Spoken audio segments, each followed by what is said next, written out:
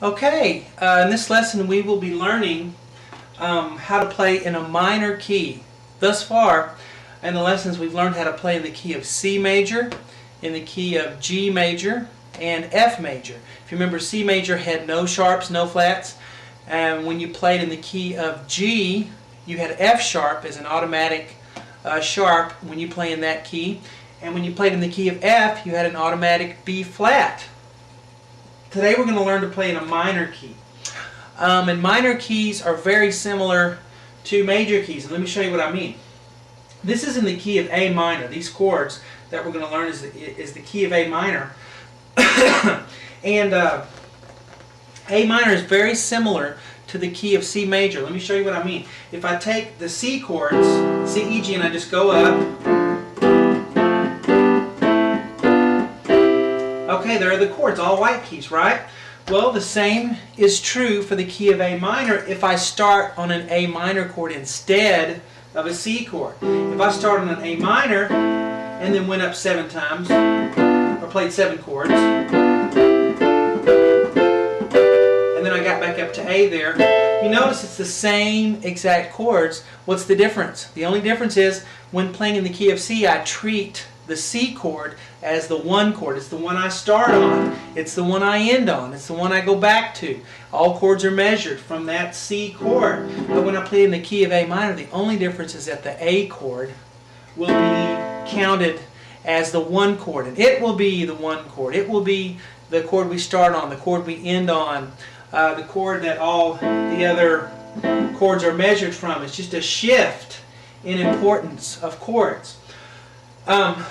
So now, if we look at the chords, see if we started here on a C chord, C, E, G, this would look like the chords in the key of C, C, D, E, F, G, A, B. But we've just shifted the Roman numerals here on them. And an A, playing in the key of A minor is going to sound sad, just like a minor chord.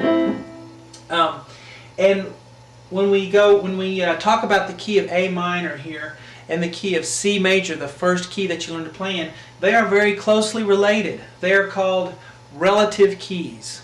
A minor is relative to the key of C major, and the key of C major is relative to the key of A minor. That's a technical term that we use to describe that we're using the same chords exactly, just a different order. Okay, so here we're playing the key of A minor, and again, the only difference really is that we're giving importance to the key of A. We're shifting the chords around a little bit.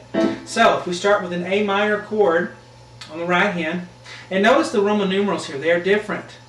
And when you play in the major keys, the 1 chord was a capital Roman numeral, a major chord. Not so in the minor. Okay, it's going to start with a minor chord. That's why we have the lowercase 1 there, A, C, E. So let's play an A below middle C, with a middle C, with an E above that, an E above that. And it's a minor chord.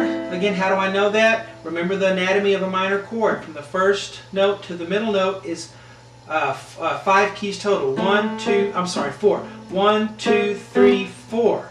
And then from the middle note to the top note is 5. 1, 2, 3, 4, 5. It makes a minor chord. So A, C, E. If I wanted to add a 7th, look at the red ink up here, the G. I can add a G and have a nice minor 7th chord. We've played this chord plenty. It's just we're discussing the key of A minor now. Alright, next chord. You see I have a lowercase 2, which would denote minor, but I have that little circle at the top, which means diminished chord. Now if you remember in the major keys, when we played in major keys, the 7 chord was always the diminished one. When you play in a minor key, the 2 chord is the one that's diminished, the weird one, okay? So let's play B, D, F, here in the middle of the piano, B, D, F, and that makes a diminished chord. Now I still haven't discussed the quality of a diminished chord yet. I've told you about major and minor. Diminished and augmented we will get to, just hang on. So B, D, F is a diminished chord. If we wanted to add a 7th, we'd add an A. Okay, nice little sounding chord there if we wanted to add the 7th. Alright, the 3 chord is major. Okay, so C, E, G. Alright, so I'll put the 3 capital because when we play in the key of A minor, or any minor key, the 3 chord be a major chord, happy chord, C, E, G. If you want to add a B for a 7th, you have a C7, okay? Now again, these chords we've already done. We've gone over them time and time again, but I'm just showing you how they fit into the key of A minor. Now, moving on to the minor 4 chord. When you play in a minor key, the 4 chord is minor, okay? D, F, A. We've played D minors quite a bit. D, F, A. And if you wanted to add a 7th, we'd have a C there. Okay? Moving on to the 5 chord. Now, pay attention here, because the 5 chord, if we go back in music hundreds of years back to medieval times and all those, they what they would do, see, I put the capital 5 in parenthesis and the sharp in parenthesis here on the G. So let's disregard those. Don't look at the sharp, don't look at the capital 5 there. Natural and a natural minor scale, you'll have, see, we have the E, and then the G natural, not a sharp yet, and then the B, and that makes a minor chord.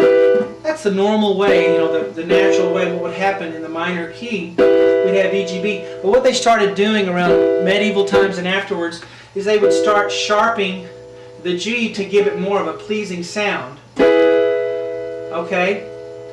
And so a lot of times you'll see when you play something in the key of A minor, you'll see a lot of G sharps. Why? Because they're sharping, it just gives a little more pleasing sound to the ear if we sharp the G. So that sharp there is not a natural part of the key of A minor, but we can, they add it sometimes to give a more pleasing sound. Okay, so I put a minor 5 there because if you just do E, G, B, it's a minor chord. But if we want to change that quality of that chord and make it a major chord and make the G a G sharp, okay, then we change it to a major chord, and that's why we have the capital 5 there, right? Because if it's just E minor, E, G, B, it's a minor chord. We have 1, 2, 3, 4, 1, 2, 3, 4, 5. Minor, that's the normal way it would occur. But if we change the G to a sharp, then it becomes a major chord. 1, 2, 3, 4, 5, 1, 2, 3, 4. Okay, so we have the major, and that's, when you play in minor keys, that happens a lot, okay? So, I know this can be kind of confusing, but it should clear up when we do the next song, because the next song we'll do in the key of A minor, and you'll see what I mean by the G sharps. So without the G sharp, it's a minor 5. With the G sharp, it's a major 5. So you say, well, which one is it? It could be either one. Probably most of the time in contemporary music, it'll be the major, where the G sharp is added. Okay, and you won't see the G sharp in the key signature.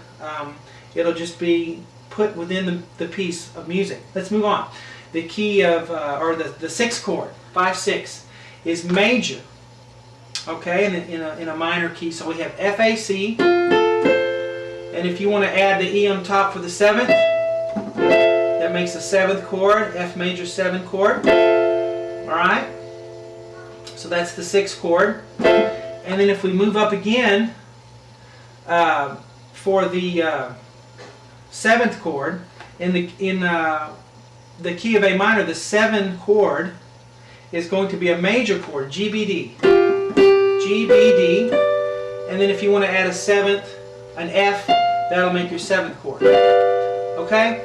Now, you should keep this board here and look over it. If you ever need to play in the key of A minor, here are your chords. And I'm explaining to you some music theory here. So this gets pretty in-depth and it's not easy. Okay? You're not going to get it all at once.